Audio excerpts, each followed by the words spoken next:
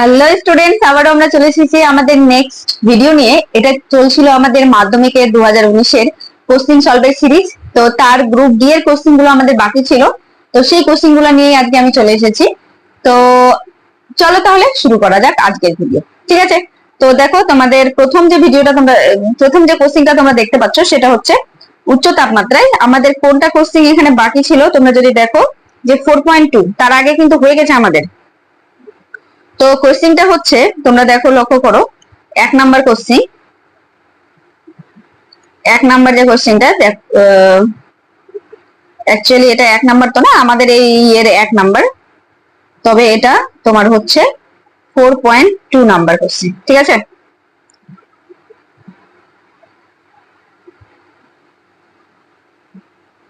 তো দেখো কি বলছে কোশ্চিনটা। বলছে উচ্চ তাপমাত্রায় অ্যালুমিনিয়াম দ্বারা Fe2O3 কে বিজারিত করে 558 গ্রাম লোহা প্রস্তুতির জন্য কত গ্রাম অ্যালুমিনিয়াম প্রয়োজন? বিক্রিয়াতে কত মোল Fe2O3 লাগবে? ঠিক আছে, এই হচ্ছে আমাদের কোশ্চিন। তো এই কোশ্চিনটাকে করতে গেলে আমরা কিভাবে এই জিনিসটাকে করব, দেখো।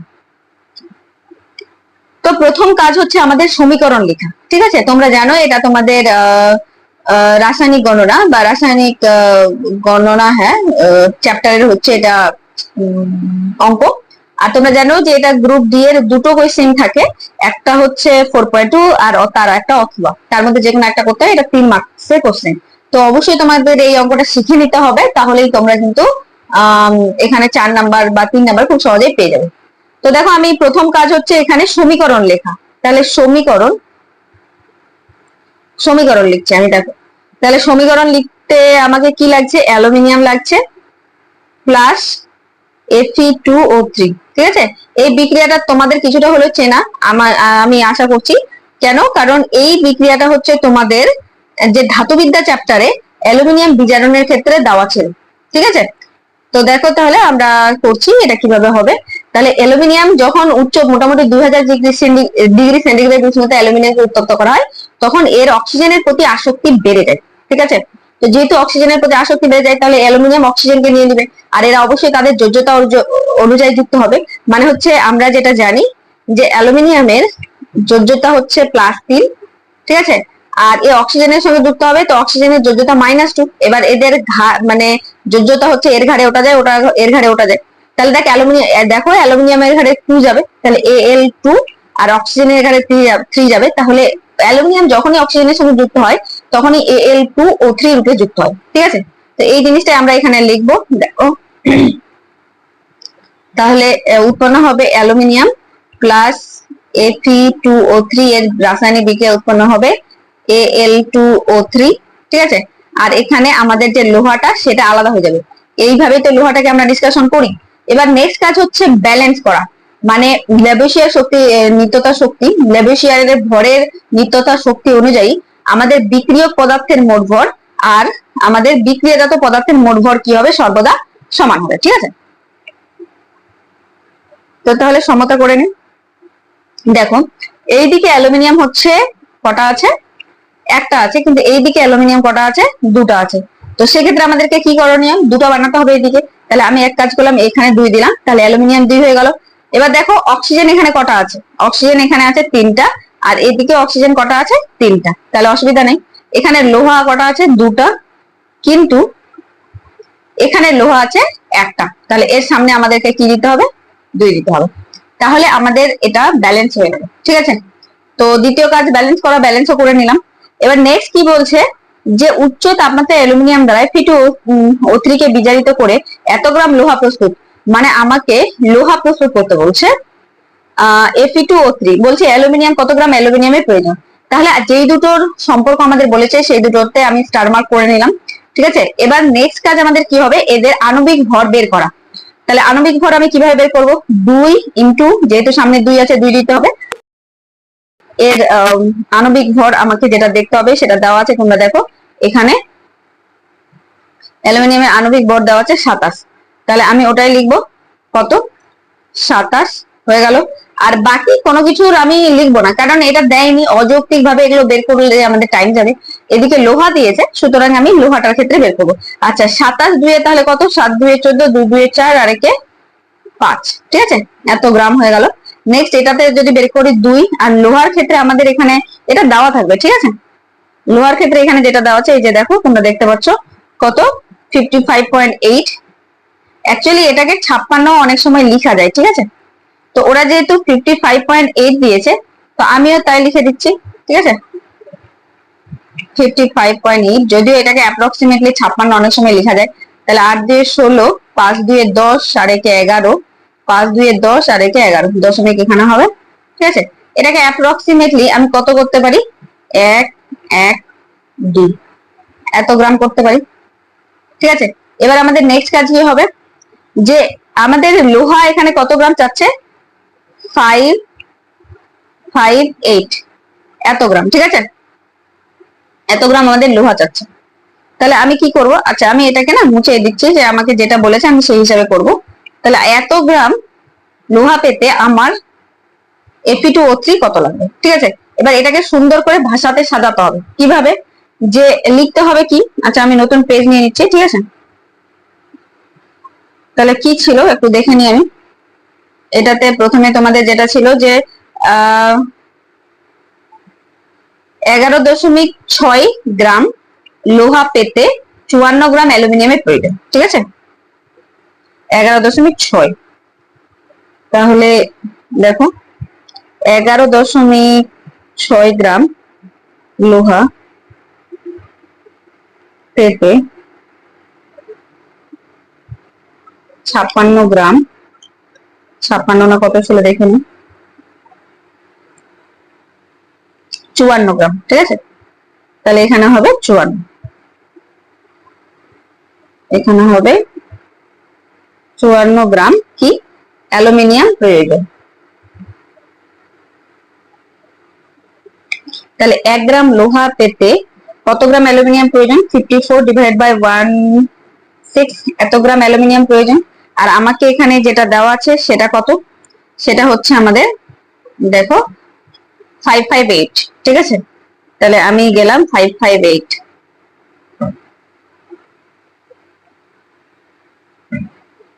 দেখো তাহলে 558 গ্রাম লোহা পেতে, তাহলে 54 ইন্টু 558 ডিভাইড বাই 111.6, ঠিক আছে। এটা অ্যাকচুয়ালি কি ছিল তোমরা যদি লক্ষ্য করো, তাহলে এটা আমাদের যেটা ছিল, এটা ছিল আমাদের 55.8 ইন্টু 2 ছিল না, তাহলে আমি এটাই লিখে দিলাম, ঠিক আছে। এবার আমি কি করব, দশমিকটা তুললাম, তো উপরে আমাদেরকে 10 নিতে হবে, তাহলে এটা এটা আরামসে কেটে গেল, এটাকে এটাকে কাটছি, তাহলে কত হবে, 2 2 4, 2 7 14, 27 হয়ে গেল। তাহলে 270 এত গ্রাম, এই যে 10 আর 27 এটা গুণ করে হয়ে গেল। অতএব কত গ্রাম আমাদের অ্যালুমিনিয়াম প্রয়োজন, অতএব অ্যালুমিনিয়াম প্রয়োজন 270 গ্রাম, ঠিক আছে, বুঝা গেল আশা করি। তো এই অঙ্কটা হয়ে গেল। এবার নেক্সটে চলে যাচ্ছি আমি। দেখো এইটা কিন্তু তোমাদের বুঝতে হবে, তাহলে এই টাইপের কিন্তু অঙ্ক আমরা করতে পারবো অনায়াসে। তাহলে 4.2 হয়ে গেল। নেক্সট দেওয়া আছে কি, যে নেক্সট যেটা দেওয়া আছে দেখো, যে 9.2 গ্রাম, এটা কত দেওয়া আছে, 9.2 দেওয়া আছে মনে হচ্ছে, 9 না 92.1 গ্রাম, ঠিক আছে, বোঝা যাচ্ছে না। অ্যামোনিয়াম ক্লোরাইড ক্যালসিয়াম হাইড্রোক্সাইড সহযোগে উত্তপ্ত করলে এত গ্রাম অ্যামোনিয়া, এত গ্রাম ক্যালসিয়াম ক্লোরাইড, এত গ্রাম জল পাওয়া যায়। তো এটাও মোটামুটি সোজাই। আমরা কি করব, এইটাকে আবারও বানানোর চেষ্টা করব যে কিভাবে হচ্ছে। তার মানে প্রথমে অ্যামোনিয়াম ক্লোরাইড আর ক্যালসিয়াম হাইড্রোক্সাইড, অ্যামোনিয়াম ক্লোরাইড আর ক্যালসিয়াম হাইড্রোক্সাইডের বিক্রিয়া করাবো আমরা।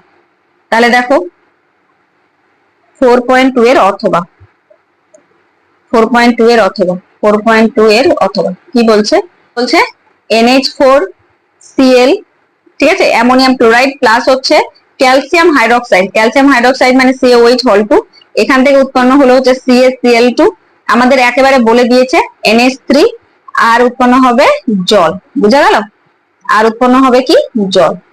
তাহলে ব্যাস, এবার আমরা কি করব, ব্যালেন্স করব। তো ব্যালেন্স করতে গিয়ে প্রথমে ক্যালসিয়ামকে আমাদেরকে দেখতে হবে। তো ক্যালসিয়াম এখানে কটা আছে, একটা, এদিকে ক্যালসিয়াম কটা আছে, একটা, এটা ব্যালেন্স হয়ে আছে। তারপর নেক্সট কাজ ক্লোরিন কে করা। ক্লোরিন এখানে একটা আছে, কিন্তু ক্লোরিন এখানে আছে দুটো, তাহলে আমি এর সামনে 2 দিয়ে দিলাম, তাহলে ক্লোরিন ব্যালেন্স হয়ে গেল। এবার নেক্সট কাজ হচ্ছে নাইট্রোজেন কে দেখা। নাইট্রোজেন এখানে আছে দুটা, আর নাইট্রোজেন এখানে আছে একটা, তাহলে নাইট্রোজেনকে ব্যালেন্স করতে হবে, আমি এখানে 2 দিয়ে দিলাম, ঠিক আছে। তাহলে নাইট্রোজেনও ব্যালেন্স হয়ে গেল। নেক্সট কাজ হচ্ছে হাইড্রোজেন দেখা। তো হাইড্রোজেন এখানে কটা আছে, 4 2 8 প্লাস এই যে এখানে দুটা, তার মানে টোটাল আছে 10টা। এদিকে দেখি, এই যে এখানে 3 2 6 প্লাস 2 সমান সমান কটা হয়ে গেল, 8টা। ব্যালেন্স তো নাই, তার মানে আমাকে কি করতে হবে, এখানে যদি আমি 2 দিয়ে দিই, এর সামনে যদি আমি 2 দিয়ে দিই, তাহলে কি হবে, এর সামনে যদি আমি 2 দিয়ে দিই, তাহলে দেখো তো, তাহলে 2 2 4, তাহলে এখানে 4 হয়ে গেল, তাহলে 10 হয়ে গেল, ঠিক আছে। তাহলে এবার ব্যালেন্স হয়ে গেল ওখানে 2 দেওয়ার ক্ষেত্রে। এবার নেক্সট কাজ হচ্ছে আমার কি, অক্সিজেনকে দেখা। তাহলে এইদিকে আমার অক্সিজেন কটা, এইদিকে আমার অক্সিজেন হচ্ছে দুটা, ঠিক আছে, এইদিকে আমার অক্সিজেন হচ্ছে দুটা, আর এইদিকে অক্সিজেন হচ্ছে এই যে এখানে দুটা, বোঝা গেল। তাহলে এই ক্ষেত্রে আমাদেরও কিন্তু ব্যালেন্স হয়ে গেল, এক্ষেত্রে কিন্তু আমাদের এখানে কি হয়ে গেল, ব্যালেন্স হয়ে গেল। মানে এইটাই হচ্ছে আমাদের ব্যালেন্সিং। দেখে নাও, যদি কারো কোনো বুঝতে অসুবিধা থাকে তাহলে তোমরা কমেন্টে লিখে জানিও, তাহলে আমি বুঝতে পারবো কোথায় তোমরা বুঝতে পারছো না। আর তোমরা আমার চ্যানেলকে কিন্তু সাবস্ক্রাইব করছো না, শুধু দেখে থেকে যাচ্ছ। তো চ্যানেলটাকে অবশ্যই তোমরা সাবস্ক্রাইব করে নিবে, যদি এরকম ভালো ভালো তোমরা ভিডিও পেতে চাও। আর কোথাও যদি বুঝতে অসুবিধা হয় সেটাও বলবে, যে আমার কোথায় কিভাবে তোমার প্রবলেম হচ্ছে, সেটা জানালে মানে আমার ক্ষেত্রে সুবিধা হয়, যা বুঝতে পারবো আমি। আচ্ছা, তাহলে ব্যালেন্স করে নিলাম। এবার কার সাপেক্ষে কার বের করতে বলছে, সেটা একটু কোশ্চেনটা আরেকবার পড়ে নি। বলছে এত গ্রাম অ্যামোনিয়াম ক্লোরাইডকে ক্যালসিয়াম হাইড্রোক্সাইড সহযোগে উত্তপ্ত করলে এত গ্রাম অ্যামোনিয়া, এত গ্রাম CaCl2 ও এত গ্রাম জল পাওয়া গেল। কত গ্রাম ক্যালসিয়াম হাইড্রোক্সাইড বিক্রিয়া অংশগ্রহণ করলো, ক্যালসিয়াম হাইড্রোক্সাইড বিক্রিয়া অংশগ্রহণ করলো, তাই তো। তাহলে আমার এখানে মেইনলি হচ্ছে ক্যালসিয়াম হাইড্রোক্সাইডটাকে বের করতে হবে। তো ক্যালসিয়াম হাইড্রোক্সাইড আর যে কোনো একটা তুমি নিয়ে নাও, এতগুলো দেওয়া আছে, এতগুলো নেওয়ার কোনো প্রয়োজন কিন্তু নেই, এখানে যে কোনো একটা নাও, যে কোনো একটা তোমার ইচ্ছা মতো, কোনটা তোমার পছন্দ হচ্ছে সেটা নাও। তো আমার যদি আমি দেখি, তাহলে মনে করো যে কোনো একটা নিয়ে হবে। আমি অ্যামোনিয়াটা যদি নিই, তাহলে 10.2 গ্রাম আছে, ঠিক আছে, আর CaCl2 আছে হচ্ছে 33, তো আমি 10.2 গ্রাম নিয়েই করছি। তো দেখো 10.2 গ্রাম নিয়ে করলে কি হচ্ছে, তাহলে আমি অ্যামোনিয়ার সঙ্গে করব। তাহলে অ্যামোনিয়ার সঙ্গে মানে কি, এই যে আমি অ্যামোনিয়ার মাথাতে দাগ দিয়ে দেব, ঠিক আছে। তাহলে CaOH2 এর হচ্ছে আণবিক ভর বের করবো, ওর আণবিক ভর করবো আগের মতোই কিন্তু। তাহলে আণবিক ভর বের করতে গেলে কি করবো, ক্যালসিয়ামের ক্ষেত্রে আমরা জানি 40 প্লাস অক্সিজেন হচ্ছে 16 প্লাস হাইড্রোজেন হচ্ছে 1, আর তার সঙ্গে 2 গুণ আছে, দেখতেই পাচ্ছ। তাহলে 40 প্লাস 16 আর 1 17 ইন্টু 2, তাহলে কত হলো 40 প্লাস 17 2 34 সমান সমান কত হলো 4 4 4 এত গ্রাম, ঠিক আছে। নেক্সট এবার অ্যামোনিয়াতে চলে যাই। 2 ইন্টু নাইট্রোজেন কত 14 প্লাস হাইড্রোজেন 1 2 3 সমান সমান 2 ইন্টু 17 হয়ে গেল, তাহলে হয়ে গেল 34 গ্রাম, ঠিক আছে। আর অ্যামোনিয়া কত বলেছে, 10 দশমিক সামথিং বলেছে, আর একবার আমাদের দেখে নিতে হবে কত বলেছে, 10.2, ঠিক আছে, এই যে 10.2। তাহলে 10.2 যদি বলে থাকে, তাহলে এটাকে আমাকে কি নিতে হবে, 10.2। তাহলে এটা হচ্ছে 10.2 নিতে গেলে এটা কত, বুঝা গেল। তাহলে আমরা এবার এটাকে কি করব, ঐকিক নিয়মে সাজানোর চেষ্টা করব। তো দেখো, তাহলে এটা বের করতে হবে এটা। তাহলে 34 গ্রাম অ্যামোনিয়া পেতে কত গ্রাম, 74 গ্রাম CaOH2 প্রয়োজন,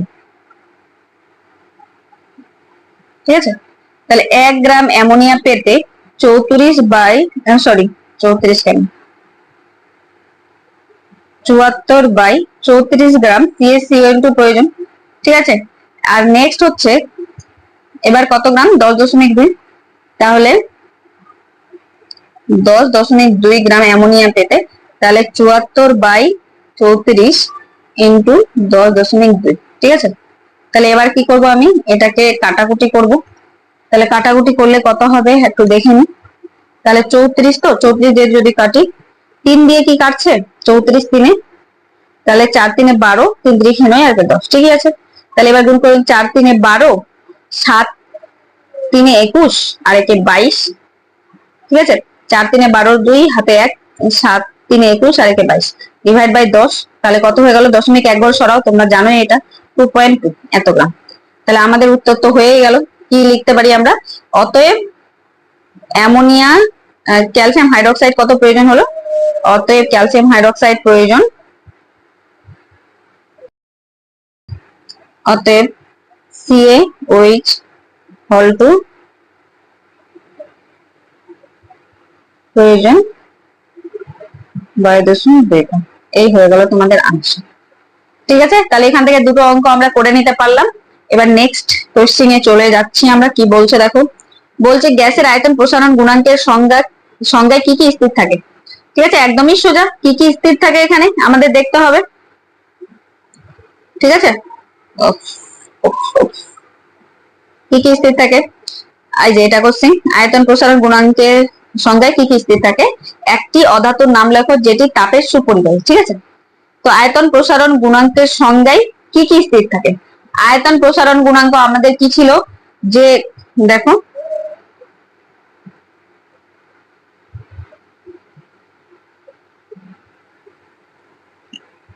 আয়তন প্রসারণ গুণাঙ্কে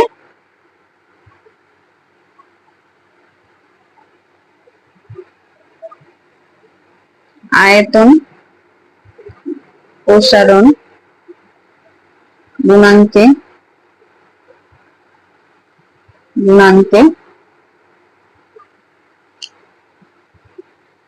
গুণাঙ্কে স্থির থাকে আচ্ছা, আয়তন প্রসারণ গুণাঙ্কে তোমরা মনে করো চার্লসের সূত্রটাই অ্যাকচুয়ালি আয়তন প্রসারণ গুণাঙ্ক, 1 ডিগ্রি সেন্টিগ্রেড উষ্ণতা বৃদ্ধি বা হ্রাসের জন্য, মনে আছে? তাহলে আয়তন প্রসারণ গুণাঙ্কের সংজ্ঞাটা মনে করলেই তোমাদের এই কোশ্চেনটা আনসার হয়ে যাবে। আর তাছাড়া আয়তন প্রসারণ গুণাঙ্ক তো চাইনি, মানে সংজ্ঞা চাইনি, শুধু ওই দুটো টার্ম চেয়েছে। তাহলে বলো তো চার্লসের সূত্রের আমাদের যেটা স্থির ছিল সেটা এখানে হবে। তো চার্লসের সূত্রের স্থির কে কে ছিল? চাপ আর ভর। তাহলে আমরা বলবো যে স্থির থাকে চাপ ও 2 নাম্বার হচ্ছে আমাদের ভর। ঠিক আছে, এই দুটো জিনিস স্থির থাকে। তাহলে হয়ে গেল। এই দেখছো দুটা লাইন লিখলাম, 2 মার্ক পাবো এখানে। এবার নেক্সট কি দেওয়া আছে কোশ্চেনটা, বলছে এমন একটি অধাতুর নাম লেখো যেটি তাপের সুপরিবাহী। তাপের সুপরিবাহী এটা তো সবাই আমরা জানি, এরকম একটা ধাতু। অতএব তাপের সুপরিবাহী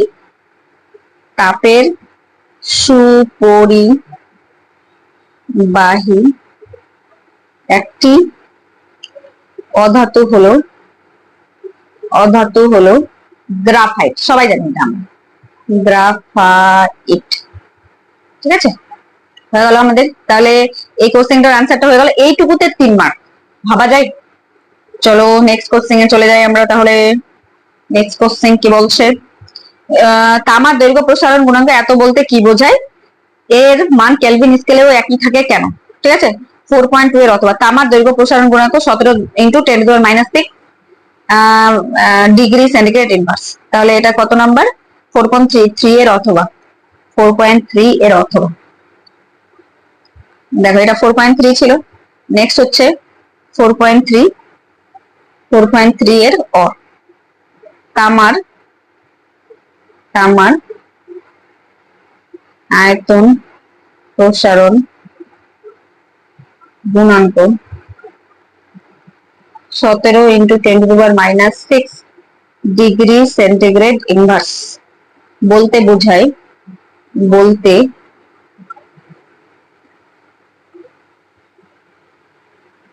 মানে এটা বলতে কি বোঝাতে বলছে আমাদেরকে? আরেকবার কোশ্চেনটা দেখে নি, কি কি স্থির থাকে বলতে কি বোঝায়। ঠিক আছে, তাহলে বলতে যেটা বোঝায় সেটা হচ্ছে,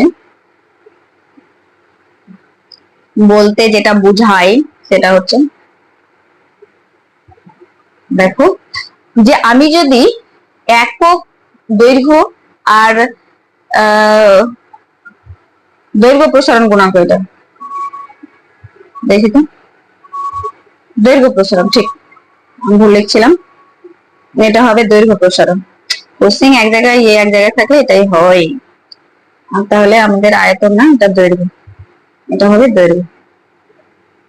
ঠিক আছে, এর মানে হচ্ছে যে একক দৈর্ঘ্যের যদি আমি তামা নিই, ঠিক আছে, তার উষ্ণতা যদি আমি 1 ডিগ্রি বাড়াই, তাহলে তার দৈর্ঘ্য বরাবর যে আয়তন বৃদ্ধি পাবে সেটা হচ্ছে 17 × 10⁻6।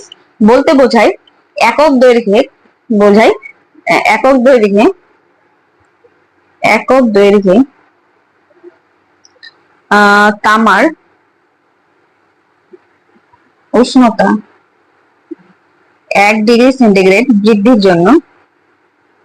বৃদ্ধির জন্য এর দৈর্ঘ্য বরাবর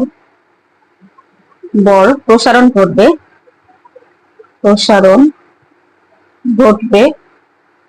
কত? 17 × 10⁻6 এত। ঠিক আছে, এবার আমি বললাম একক দৈর্ঘ্যে, তো যদি এটা মিটারে হয় তাহলে এত মিটার হবে, মানে একক মিটার নি, আর যদি সেন্টিমিটার হয় তাহলে এত, তাহলে ঘটবে এত একক। ঠিক আছে, আমি একক দিয়ে দিলাম। বোঝা গেল কিনা? এবার নেক্সট কি বলছে কোশ্চেনটা দেখে নিই আমরা। নেক্সট কোশ্চেন বলছে যে এর মান কেলভিন স্কেলেও একই থাকে কেন? একটাই কারণে একই থাকে, কারণ কেলভিন স্কেল আর ডিগ্রি সেন্টিগ্রেড স্কেলের যে উষ্ণতার পার্থক্য সেটা একই হয়। এটাই লিখে দেবো যে আমরা জানি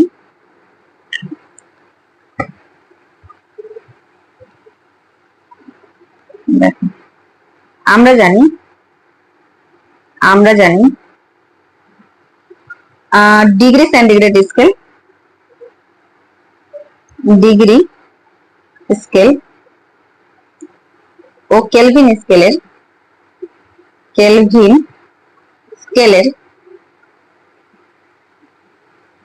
1 ডিগ্রির দুটি দাগের মধ্যে গ্যাপ 1 ডিগ্রির পার্থক্য দুটোর ক্ষেত্রেই সমান। দুটির ক্ষেত্রে সমান হয়।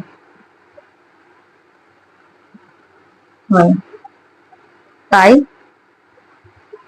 এর মান দুটি স্কেলে সমান থাকে। ঠিক আছে, বোঝা গেল? এইভাবে করে লিখলে তোমাদের মার্কস কিন্তু কাটা যাবে না। ওকে, চলো নেক্সট কোশ্চেনটা দেখে নিই। তাড়াতাড়ি করে করতে হবে কারণ টাইম তো অনেক চলে যাচ্ছে। নেক্সট বলছে তামার হয়ে গেল। দন্ত চিকিৎসক কি ধরনের দর্পণ ব্যবহার করেন? এটা তো কমন কোশ্চেন। ঠিক আছে, দন্ত চিকিৎসক যে দর্পণটা ব্যবহার করে আমাদের দাঁতের মধ্যে কোনো ক্যাভিটি থাকবে কিনা, তো ও কিন্তু বড় করে দেখার জন্য বড় করে দেখবে। ঠিক আছে, ছোট হলে তো হয়ে গেছে, ও বড় করে দেখবে, তারপরে তো বুঝতে পারবে। তো আমরা জানি কোন দর্পণটা বিবর্জিত প্রতিবিম্ব দেয়, তো আমাদের অবতল দর্পণটা কিন্তু বিবর্জিত প্রতিবিম্ব দেয়। তো এক্ষেত্রে যেটা উত্তর হবে সেটা হচ্ছে অবতল দর্পণ। ঠিক আছে, সেক্ষেত্রে যেটা উত্তর হবে সেটা হচ্ছে আমাদের অবতল দর্পণ। চলো তাহলে, দন্ত চিকিৎসক অবতল দর্পণ ব্যবহার করেন। বুঝা গেল? তারপরে এরই নেক্সট পার্টটা কি বলছে? এটা বলছে যে কাচ ফলকে প্রতিসরণের ফলে আলোক রশ্মির ত্রুটি হয় না কেন? এটা 2 মার্কসের লিখতে হবে, ওই হিসাবে লিখবো যে কাচ ফলকে আলোক রশ্মি পড়ার পর ত্রুটি হয় না কেন। তো কাচ ফলক আমরা জানি সমান্তরাল কাচ ফলকে কিন্তু কৌণিক ত্রুটি শূন্য হয়। আপাতিত আলো, আচ্ছা এটা আমি লিখে দিচ্ছি, 2 মার্কসের মতো লিখতে হবে।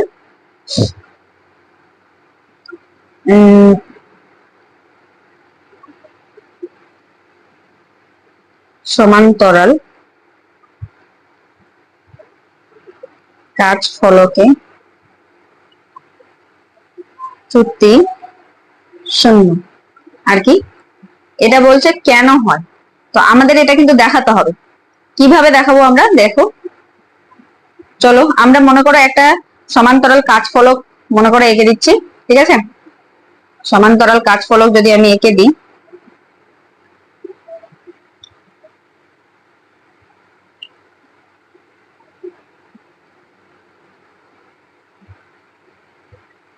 মনে করে এটা আমাদের একটা সমান্তরাল কাচ ফলক। ঠিক আছে, এর নাম আমি দিয়ে দিচ্ছি এ বি সি ডি। ঠিক আছে, এবার আমি কি করব, এর হচ্ছে প্রত্যেকটা সাইডে আমি আলোক রশ্মি আপাতিত করাবো, আর এর ফাইনালি ত্রুটিটা দেখবো, মানে প্রতিফলন কোণ বা আপাতন কোণ এইভাবে করে ত্রুটিটা দেখবো। তো আমি কি করলাম, এখানে আমি একটা আলোক রশ্মি আপাতিত করাচ্ছি। দেখো এইভাবে একটা আলোক রশ্মি আপাতিত হলো, ঠিক আছে, আলোক রশ্মি আপাতিত হলো। আমি এখানে একটা অবিলম্ব টেনে দিচ্ছি, আমি এখানে একটা অবিলম্ব টেনে দিলাম, ঠিক আছে। এবার নেক্সট কি করতে হবে, তাহলে এ কি, এটা মনে করো লঘু মাধ্যম, আর তুলনামূলক কাজটা তো আমাদের ঘন মাধ্যম কিনা, এর মনে করো যে এটা হচ্ছে এয়ার, ঠিক আছে, আর এটা তো আমাদের গ্লাস, বুঝতেই পারছো, তার মানে ঘন মাধ্যম, তাহলে অবিলম্বের দিকে সরে আসবে, সরে আসলো। আবার আমি এখানে একটা অবিলম্ব টানলাম, এবারে কোথা থেকে কোথায় যাচ্ছে দেখতেই পাচ্ছ, এবার এটা ঘন মাধ্যম থেকে লঘু মাধ্যমে যাচ্ছে, তার মানে অবিলম্ব থেকে এটা কি হবে, দূরে সরে যাবে, ঠিক আছে। তাহলে অবিলম্ব থেকে দূরে সরে গেল। এবার কি, যদি তোমরা এটাকে দেখো, মানে আলোক রশ্মিটাকে টেনে দাও, যদি এই যে কাচের ফলকটা না থাকতো তাহলে এ কিন্তু এইভাবে করে চলে যেত, ঠিক আছে। তাহলে এর যেটা চ্যুতি সেটা দেখো, এটা মনে করো আমার I1 ধরে নিলাম, এইটুকুকে আমি R1 ধরে নিলাম, এইটুকুকে আমি R2 ধরে নিলাম, এইটুকুকে আমি I2 ধরে নিলাম, ঠিক আছে। তাহলে এবারে আমি দেখো যে ধরি ABCD একটি সমান্তরাল তরাল কাচের ফলক, যার এবি তলে, আচ্ছা এই আলোক রশ্মিটার আমি নাম দিয়ে দিচ্ছি PQRS, ঠিক আছে, যার এবি তলে PQ আলোক রশ্মি আপতিত হয়ে QRS পথে কি হয়েছে, প্রতিফলিত হয়েছে, ফলিত হয়েছে, বোঝা গেল। তাহলে এবার এবি তলে আমি স্নেলের সূত্রটা লাগাচ্ছি, দেখো তাহলে এবি তলে স্নেলের সূত্রটাকে লাগিয়ে পাই আমি, ঠিক আছে। দেখো এবি তলে স্নেলের সূত্র থেকে পাই, এবি তলে মানে এই যে এটাতে, তো আমরা কি জানি সাইন আই, তাহলে এখানে I1 আপাতন কোণ ডিভাইড বাই সাইন হচ্ছে R1, এই যে এটা I1 আপাতন কোণ, আর এই যে এটা হচ্ছে R1 প্রতিফলন কোণ, ঠিক আছে। ইকুয়াল টু কোথা থেকে কোথায় গেছে, তাহলে এয়ার টু গ্লাসে, সুতরাং A মিউ জি, 1 নম্বর সমীকরণ দিয়ে রেখে দিলাম। নেক্সট যেটা লিখতে হবে সেটা হচ্ছে ডিসি তলে স্নেলের সূত্র থেকে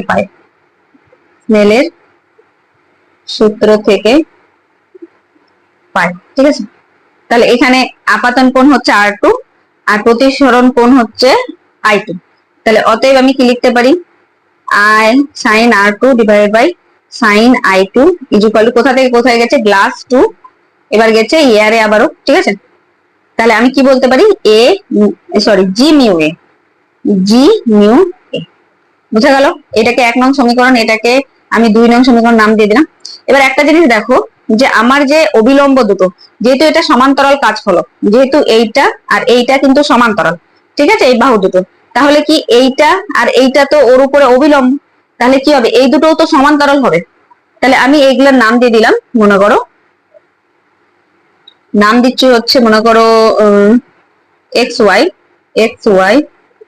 আর এক্স ড্যাশ ওয়াই ড্যাশ, ঠিক আছে, সুবিধার জন্য। তাহলে আমি কি লিখতে পারি, দেখো এখানে দেখো, নাহলে তোমরা বুঝতে পারবে না। তাহলে আমি কি লিখতে পারি, এক্স ওয়াই ও এক্স ড্যাশ ওয়াই ড্যাশ, এই দুটো কি সমান্তরাল, ঠিক আছে। তো সমান্তরাল কিভাবে লিখতে হয়, সমান্তরাল x dash Y dash O এখানে কিউ আর, এই যে দেখো কিউ আর কি, এটা তাহলে কিউ আর হয়ে গেল আমাদের ভেদক, ঠিক আছে। তাহলে দেখো তো এই যে এই কোণটা দেখতে পাচ্ছ কিনা, এই কোণটা আর আমাদের এই যে এই কোণটা, ঠিক আছে, এই যে এই কোণটা আর এই যে এই কোণটা, ঠিক আছে, দুটো কোণ কি, এটা হচ্ছে R1 ইকুয়াল টু R2, কেন, কারণ এগুলো হচ্ছে একান্তর কোণ, বুঝা গেল, একান্তর কোণ সমান হয়ে যায়। তার মানে আমি এই যে R1 ইকুয়াল R2 2 নং সমীকরণে বসে পাচ্ছি, তাহলে R1 is equal two R2 2 নং সমীকরণে বসিয়ে পাই। তাহলে বসাও কি হচ্ছে, তাহলে সাইন এটাকে R1 করে দিলাম divide by sine I2 is equal to g mu a. বুঝা গেল? এটা এবার আমার 3 নং সমীকরণ। এবার আমি 1 ও 3 থেকে এখান থেকে করব। দেখো হয়ে গেল প্রায়, এটা একটু বড় হচ্ছে। তাহলে নেক্সট যেটা আমাকে করতে হবে সেটা হচ্ছে, দেখো আমরা জানি কি জানি, a mu G into g mu A is equal to 1। ঠিক আছে, তাহলে এবার আমি a মিউ এ জি এর মান বসাচ্ছি, এই যে এটা। তাহলে a মিউ জি এর মান কি, sine I1 divide by sine R1 into g mu এর মান বসাবো 3 নং সমীকরণ থেকে। তাহলে কি হবে, sine R1 divide by sine I2 is equal to 1। তাহলে I1 কেটে গেল। নেক্সট এখান থেকে কি হবে, তাহলে দেখো যে sine I1 is equal to sine I2। তাহলে সাইন I1 মাইনাস, বা তুমি এটাকে এইভাবে করতে পারো, I1 is equal two I2। তাহলে অতএব I1 minus I2 is equal two 0। তার মানে এটাই তো চ্যুতি, মানে প্রতিফলন কোণ মাইনাস আপাতন কোণ তো চ্যুতি হয়। তাহলে আমাদের চ্যুতিটা কি হয়ে গেল, শূন্য হলো। এই জন্য আলোক রশ্মির চ্যুতি হচ্ছে এখানে শূন্য। ঠিক আছে, অতএব এখানে অ্যাকচুয়ালি বলা হচ্ছে কৌণিক চ্যুতি। অতএব সমান্তরাল কাজ ফলকে আলোক রশ্মির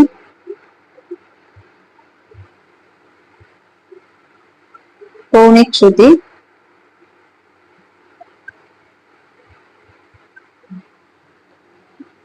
হয় না বা শূন্য।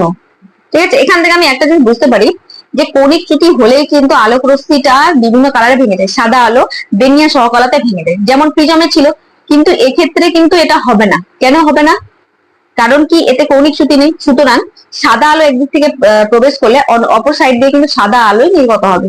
এর একটাই কারণ যে কৌণিক চ্যুতি নেই। যেখানে যেখানে কৌণিক চ্যুতি হবে সেখানে কিন্তু আলো ভেঙে যাবে। যদি কৌণিক চ্যুতি না হয় তাহলে আলো ভেঙে যাবে না। তো আজকে আমাদের এখান থেকে থাকলো, কারণ অনেকটা টাইম হয়ে যাচ্ছে। পরের দিন আমরা নেক্সট থেকে শুরু করব, আর গ্রুপ ডিটা পুরোটাই শেষ করার চেষ্টা করবো। তো আজকের মতো